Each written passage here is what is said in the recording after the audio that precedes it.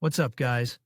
I'm Chad Barnes, and welcome to the channel. Here, it's all about real car talk, from simple fixes to smart driving tips and keeping your ride in top shape.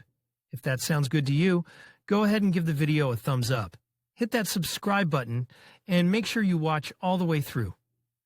There's a lot of good stuff coming. Let's get to it. Technology, the third generation Range Rover, was born at a pivotal time for the company. After the sale of Rover to BMW, many projects were recognized by the new owners as unsuccessful, including Pegasus, Range Rover. The second generation P38 Range Rover, the Germans minimally modernized the model to improve reliability, for example, abandoning Lucas components, but all forces threw on the creation of a fundamentally new car. It was developed in Germany since 1996 under the direction of chief designer of the department Don White and efforts of German engineers. With wide use of element base E39 and E38, 5 and 7 BMW of those years. The car went on sale after Land Rover was acquired by Ford. And although the design has a lot of German features, it is still quite original. The body is load-bearing. In comparison with the previous generations, it has lost the frame, but the strength of the structure is the envy of a truck. Torsional rigidity has increased 4 times, up to 32,500 Newton-meters per grad, which is a lot even by modern standards. There are multi-layer spars, stiffeners, thick steel in all power elements. The doors, including the internal structure, hood, and front fenders are aluminum. Under the hood are mostly V8s, diesel and gasoline, both atmospheric and compressor. Before restyling, there was still an inline 6-cylinder diesel. The gearbox is strictly automatic. The cars before the first restyling with BMW engines have 5-speed gearboxes, ZF for gasoline version and GM for diesel. After restyling with Ford engines, there was a 6-speed automatic transmission again from ZF, and after the second restyling with A diesel engine 4, for they began to put even 8-speed transmission from them. All-wheel drive is always constant. Transfer case on all generations has a reduction gear and self-locking differential torsen. Suspensions are all independent, McPherson at the front and double wishbone at the rear. And, of course, no springs, only pneumatics in front and rear, with automatic level control, able to squat on one side, rise on, off-road and start on the highway. The cylinders are quite simple, single-chambered. Among interesting solutions is a telescopic mechanism on the front axles to increase the suspension travel. With all the abilities of an off-roader, the car is quite a city car. Do not be surprised by the presence of 20-inch wheels. This is not Caucasian tuning, but often just top factory equipment. The base was only at 18 inches. It is interesting, by the way, that at all the Chic was not offered such option, as electric drive of a back door, the design did not allow. The firm hinged edge at the moment of model's release they did not guess to electrify. The safety margin of the construction is huge. Almost every element is made very thoroughly. But at all this, the car turned out to be extremely complicated, so the least expensive copies are usually operable well if half. The cars before restyling to find in a live condition is a whole event. However, about it in details below. Timeline: the end of 1997. The concept design of the model is ready. Fall 2001. The new generation Range Rover is presented to journalists for tests. February 2002. The beginning of sales of the model. Motors, from BMW. Gasoline 4.4 282 horsepower and diesel 3.0 174 horsepower, 5-speed automatic transmission. January 2005. An updated version of the car is presented. Appearance and engine lineup updates. New 6-speed automatic transmission. Gasoline V8s of the new Jaguar AJ41 range. Atmospheric 4.4 305 horsepower and compressor 4.2 396 horsepower. The diesel motor remains from BMW. Many electronic units have been updated. May 2005. Restyled cars go on sale. May 2006. Appearance of new Ford turbo diesel V8 3.6-litre 272 horsepower. It replaces the Bavarian motor and is combined with 6-speed automatic transmission. The car also received a new multimedia system made by Continental with most tire and a number of new options, including a system of transmission and suspension control terrain response. The interior design has been updated. August 2009. The second restyling of the model is presented at the New York Auto Show. Another update of exterior and interior. Fresh set of options. The 4.4 and 4.2 engines are replaced by 5-litre engines of the new series with an output of 375 and 510 horsepower, also of own British design. Diesel V8 4.4 313 horsepower replacing V8 3.6 is also presented, and with 8-speed automatic transmission, the unit is again Ford's. September 2009. Updated gasoline cars go on sale immediately, and the diesel 3.6 remains in the series for another year. August 2010. The variants with turbo diesel 4.4, which were announced in August 2009, go on sale. Fall 2012. The next generation of the model in the L405 body is released. Production of the first generation is being phased out. Custom variants may have a production date up to spring 2013. Body. Exterior panels. It is quite difficult to find a car with visible rust. The paintwork is thick, there is a layer of galvanization. And the doors, front fenders, and hood, as already mentioned, are aluminum. But it's not just that. The main task of Range Rover is to be beautiful, comfortable, and prestigious. And what prestige, if you have rusty rear fenders and scratches on the roof? Of course, a normal owner repaints the car, and only when there is no money left for anything, the appearance suffers. Even in cars at the very bottom of the market, you can't see any serious problems right away. At most, burnt-out paint and peeling corners at the hinges and fasteners. But there is a downside of thick paintwork and regular repainting. If only a rust point is visible from the outside, there may be a decent cavern inside. Corrosion takes a long time to develop before it comes out. A common cause of problems is the consequences of poor quality repairs, both cosmetic and quite serious. The car held the price for a very long time, and restoration made sense even if the damage was severe. Thoroughly inspect the exterior panels, regardless of appearance. Check to see if the parts that are supposed to be aluminum are still aluminum. And this is not a joke. There is a selection of Chinese analogues of bodywork made of steel on the market. Do not be lazy to inspect the front edge of the roof and the windshield frame for chips. Pay special attention to the rear arches. Examine both the outer part and the part of the arch covered by the door. Bend back the seals. Often there is a reason to bargain in the form of blistered paint. If there are retractable sills, look carefully at the body above them. In practice, they do not protect the body sill, but rather contribute to its damage when landing on the ground. Underneath, surprisingly, quite a few Range Rovers show signs of harsh off-road use. When inspecting from underneath, the first thing to rule out is cars that have been driven wading through bodies of water and drowned in ditches.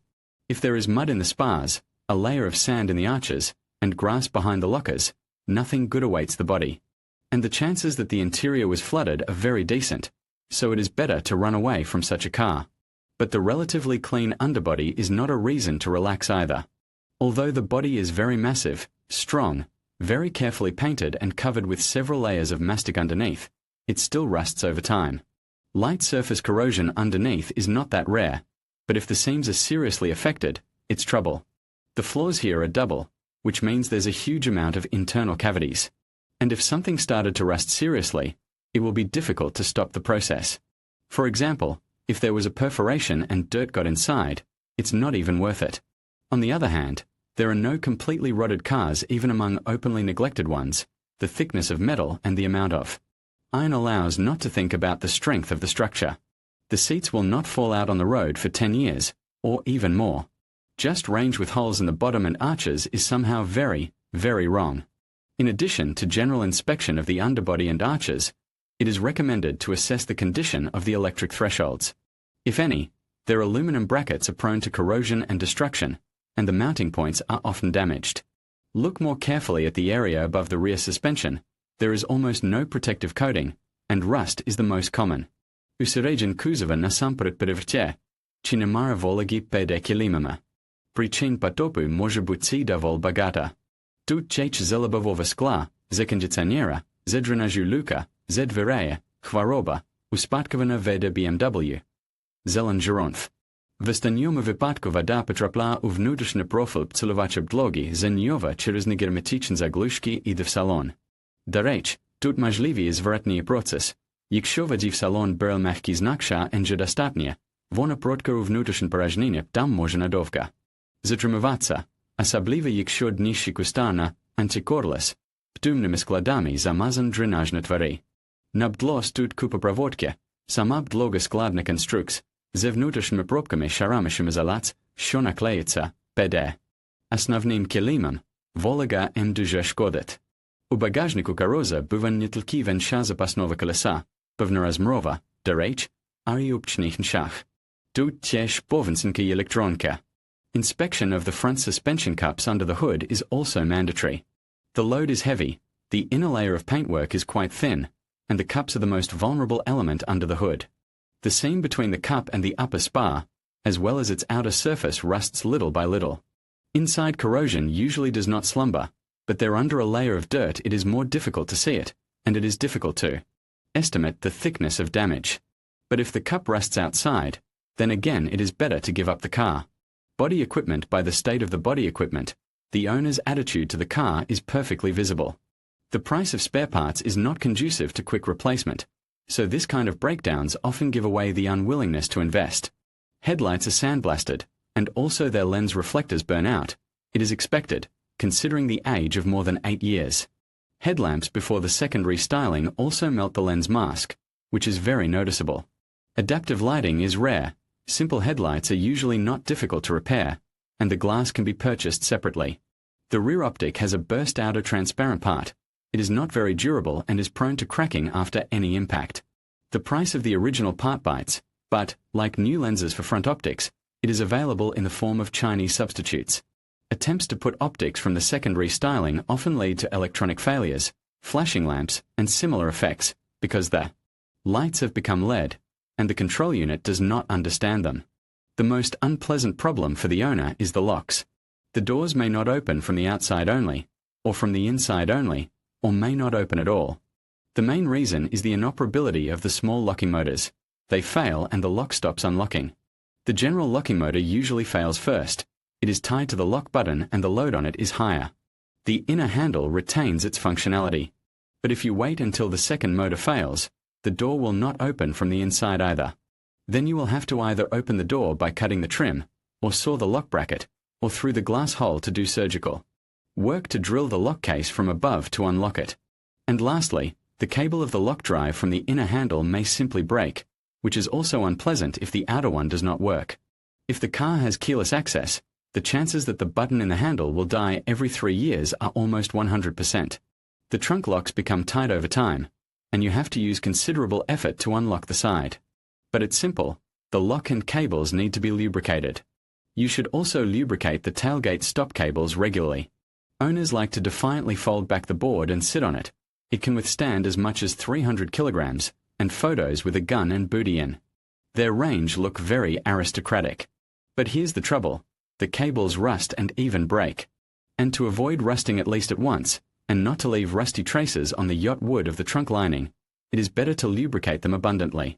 The reason is that the shape of the tailgate encourages water to get into the cable jacket, and there is nothing you can do about it.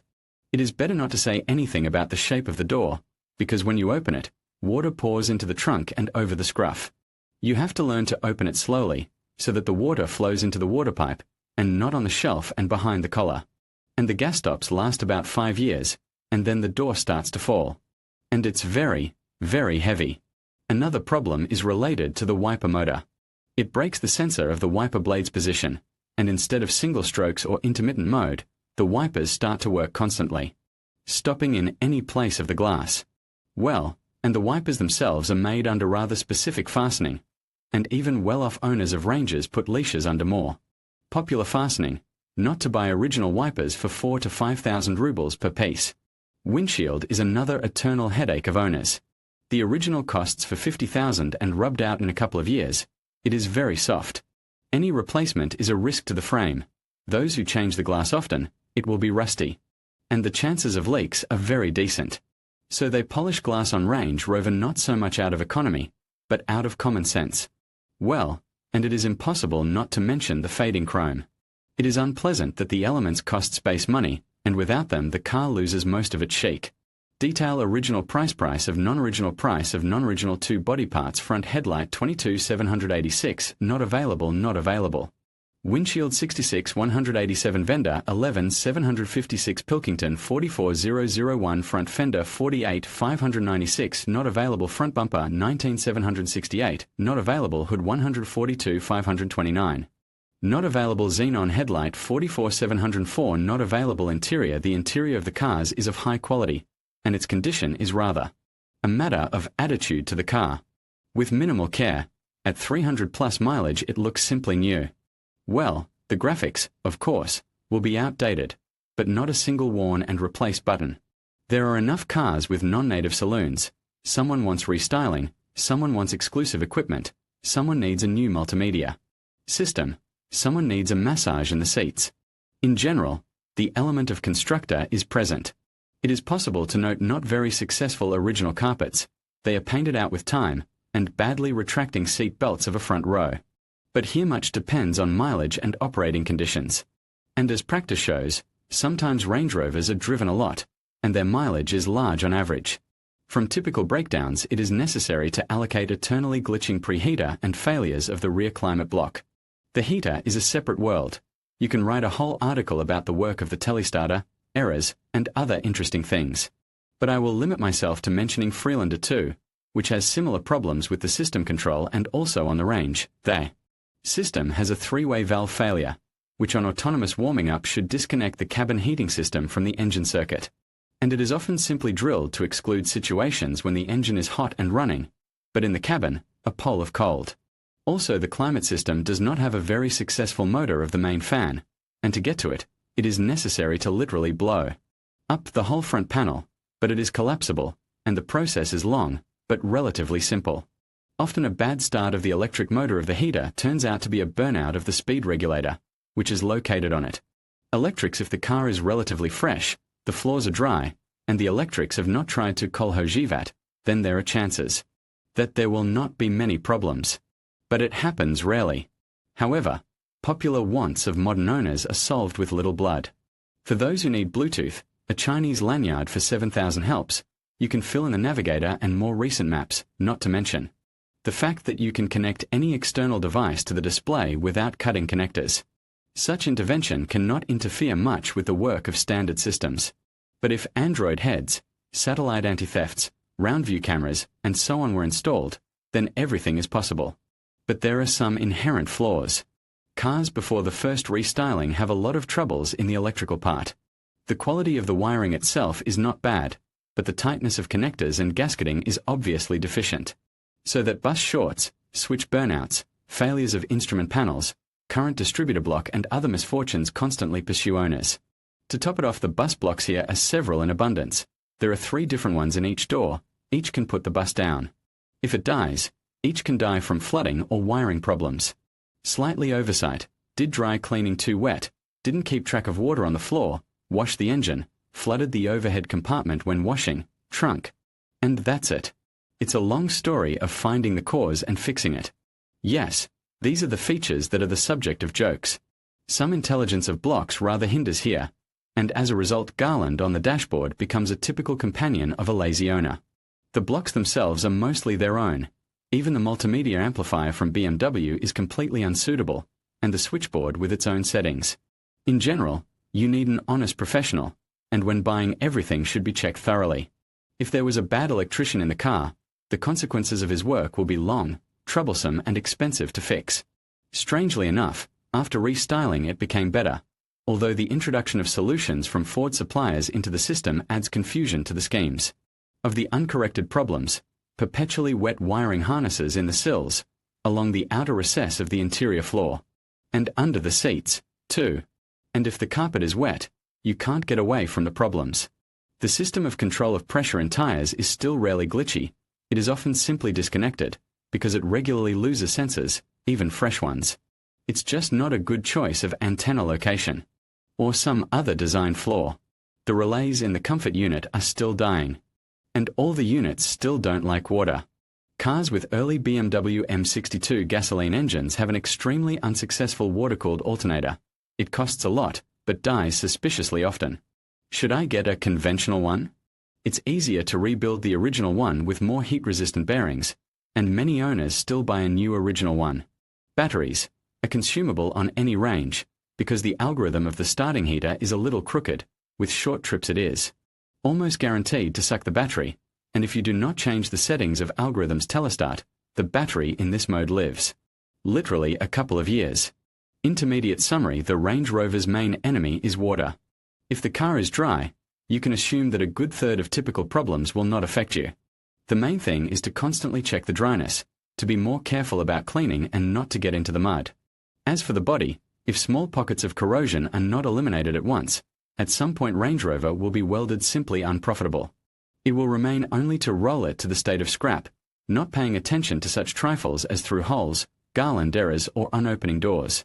In the next installment, we'll talk about engines, running gear, and transmissions. In conclusion, the Range Rover 3 presents a unique set of challenges, particularly when it comes to its bodywork and the impact of water damage.